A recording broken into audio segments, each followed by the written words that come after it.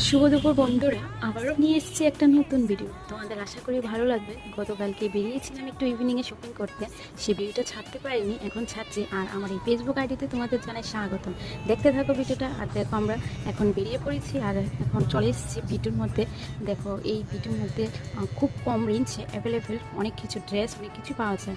আমি এটার মধ্যে বেশিরভাগ এটার মধ্যে কেনাকাটা করি। তোমরা যদি চাও এটার মধ্যে এসে শপিং করতে পারো, ভালো লাগবে আশা করি। অন্যান্য শপিং মলের তুলনায় এটার মধ্যে খুব কম রেঞ্জে পাওয়া যায়। আর এদিক দিয়ে ওর বাবা দুটো প্যান্টও নিয়ে নিয়েছে, তারপর যা যা নিয়ে নিয়েছি। এখান থেকে নিয়ে এখন চলে এসেছি অকাশ কর্নারে। দেখো, এখান থেকে কিছু কেনাকাটা করেছি।